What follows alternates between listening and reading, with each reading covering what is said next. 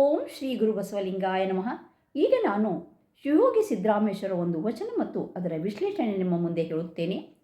ಅಯ್ಯ ಸಂಸಾರವೆಂಬ ಸಾಗರಕ್ಕೆ ಒಡಲೆಂಬುದೊಂದು ಭೈತ್ರ ಕಂಡಯ್ಯ. ಪುಣ್ಯ ಪಾಪಗಳೆಂಬ ಭಂಡವನೇ ತುಂಬಿ ಪಂಚೈವರು ಏರಿದಡೆ. ಜ್ಞಾನವೆಂಬ ಕುಕುಂಬಿಯಲ್ಲಿ ಲಿಂಗವೆಂಬ ತಾರಾಮಂಡಲವ ನೋಡಿ ನಡೆಸುವುದು. ಜವನ ಕಾಲಳು ಕರ ಹಿರಿದು ಕಂಡ. ಸಮಭೋಗವೆಂಬ ನೇಣ ನವನಾಳದಲ್ಲಿ ಕಟ್ಟಿ ಮನವೆಂಬ ಪಾಪವೇನು ವಾಯುಗೊಳಲು ಕಳವಳವೆಂಬ ಕಡಲೊಳಗೆ ಸಿಲುಕಿ ತೆರೆಯ ಹೊಯ್ಲು ಕರ ಹಿರಿದು ಕಂಡಯ್ಯ. ಉದಮದವೆಂಬ ಸುಳಿಯಲ್ಲಿ ತಿರುಗಿಸದೆ ಗುರುಪದವೆಂಬ ಬೆಂಗುಡ ಹಿಡಿಕಂಡ. ಇಹಲೋಕ ಪರಲೋಕ ಕಪಿಲಸಿದ್ದ ಮಲ್ಲೇಶ್ವರನ ಕಾಂಬೆ ಕಂಡ. ಕಪಿಲಸಿದ್ದ ಮಲ್ಲೇಶ್ವರನ ಕಾಂಬೆ ಕಂಡ. ನೋಡ್ರಿ ಎಷ್ಟು ಚಂದ ಹೇಳ್ತಾರೆ.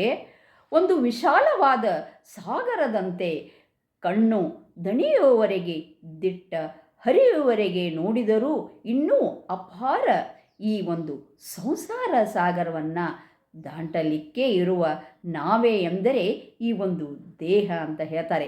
ಈ ನಾವೆ ರಂಧ್ರವಿಲ್ಲದ ಸುಭದ್ರವಾಗಿದ್ದರೆ ಸುಲಭವಾಗಿ ಪಾರು ಮಾಡುವುದು. ಒಂದು ವೇಳೆ ದುರ್ಬಲವಾದಿದ್ದರೆ ಮುಳುಗಿಸಿ ಬಿಡುವುದು.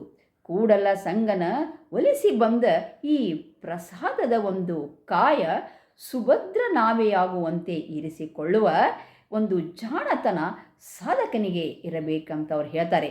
ಪಾಪ ಪುಣ್ಯಗಳೆಂಬ ಸಂಸಾರಗಳ ಒಂದು ಸಂಪತ್ತನ್ನು ಅವರು ಇಲ್ಲಿ ತುಂಬಲಾಗಿದೆ ಅಂತ ಅವ್ರು ಹೇಳ್ತಾರೆ. ಅದುವೇ ಪಾಪ ಪುಣ್ಯಗಳೆಂಬ ಸಂಸ್ಕಾರಗಳ ಸಂಪತ್ತನ್ನು ಇಲ್ಲಿ ತುಂಬಲಾಗಿದೆ ಅಂತ ಅವರು ಹೇಳ್ತಾರೆ. ಅದುವೇ ಜೀವನ ಬಂಡವಾಳ. ಇದರೊಡನೆ ಶಬ್ದ ಸ್ಪರ್ಶ ರೂಪ ರಸ ಗಂಧವೆಂಬ ಒಂದು ಮತ್ತೈವರು ಇಲ್ಲಿ ಏರಿದ್ದಾರೆ. ಭಾರ ಬಹಳವಿದೆ ಎಂದು ಅಧೀರರಾಗಬೇಕಾಗಿಲ್ಲ. ಜ್ಞಾನವೆಂಬ ಧ್ವಜಸ್ತಂಭವನ್ನು ಭದ್ರವಾಗಿ ನೆಡಬೇಕು ಅಂತ ಹೇಳ್ತಾರೆ. ಭವದತ್ತ ಮುಖವಾಗಿ ಹರಿಯುತ್ತಿರುವ ಮನೆವೆಂಬ ಹಾಯಿಪಟವು ಭಕ್ತಿ ಎಂಬ ವಾಯುವಿನಿಂದ ತುಂಬಿಕೊಳ್ಳಲು ಸರಾಗವಾಗಿ ನಡೆಯುವುದು. ಯಾವ ದಿಕ್ಕಿಗೆ ನಡೆಯಿಸಬೇಕು?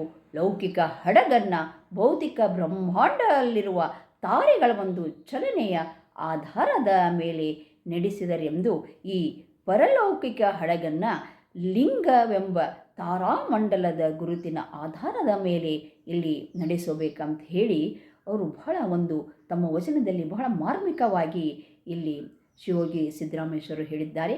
ಮತ್ತು ಇನ್ನೊಂದು ವಚನ ವಿಶ್ಲೇಷಣೆಯೊಂದೇ ನಿಮ್ಮ ಮುಂದಿಗೆ ಬರುತ್ತೇನೆ. ಅಲ್ಲಿವರೆಗೆ ಎಲ್ಲರಿಗೂ ಬಸವ ಬೆಳಗಿನ ಶರಣು ಶರಣಾರ್ಥಿಗಳು.